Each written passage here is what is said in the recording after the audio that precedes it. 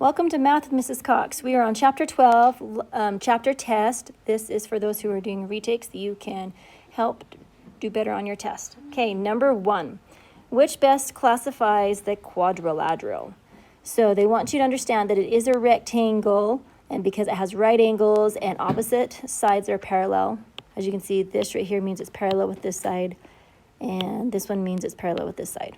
So that's what we're going to do here. Volume. How we find volume? We do length times width times height. Make sure you put this work in your math block. So erase my work right there. And we've got a couple of answers showing there, and that's okay. So what we're going to do here is we're going to do 5. Nope, wrong button.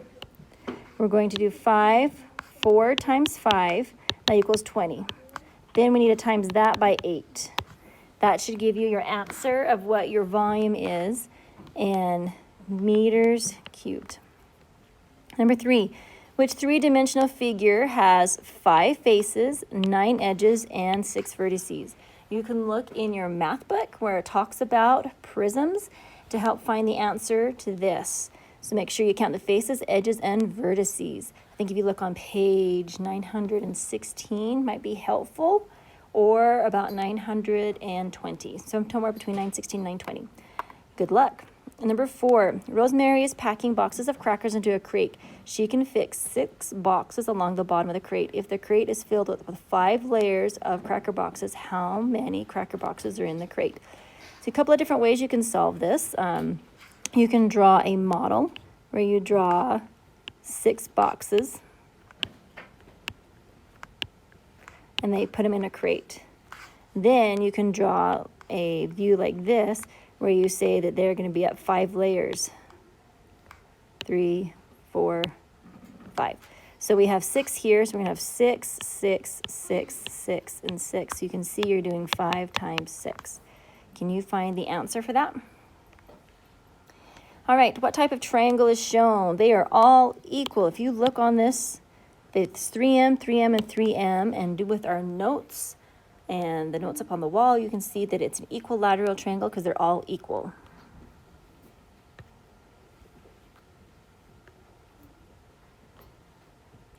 Okay, number 6. We are describing faces, edges, and vertices. And here we have a math book, so you can pretty much just imagine your math book and count the faces, edges, and vertices. Also, the block, the cube, we can do faces, edges, and vertices, and understand that this right here is a cube. Looks like it got cut off a little bit on the copying, but that's okay. Okay, number 8, find the volume of a rectangular prism with the length of 11, the width of 4, and the height of 15. So you do 11 times 4, which is 44. Then you're going to do 44 times 15 to give you the volume, and this is going to be meters cubed. Okay, number 9, Walter has a triangle that measures 24 inches by 18 by 36. Okay, none of those are the same. So we're going to have about 24, and we have 18 that's not quite as long, and then 36 that is the longest. 24, 18, 36. What type of triangle is this? Look on your notes and you shall see which one has no equal sides. Look on page 916, 915 and see if that helps you out at all.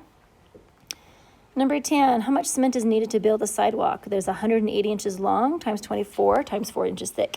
So you do 180 times 24, you get an answer.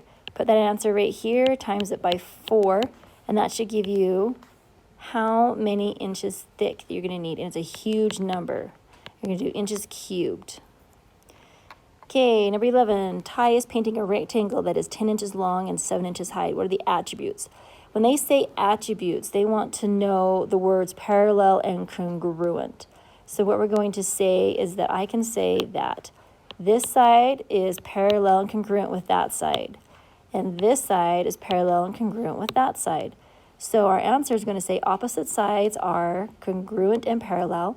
And then you count how many angles there are. I have 1, 2, 3, 4.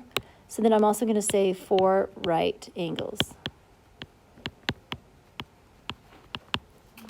And I need to erase that because it needs to be an A. There we go. Alrighty, number 12 is a little bit tricky. It's kind of a brain builder. There's a couple of different steps.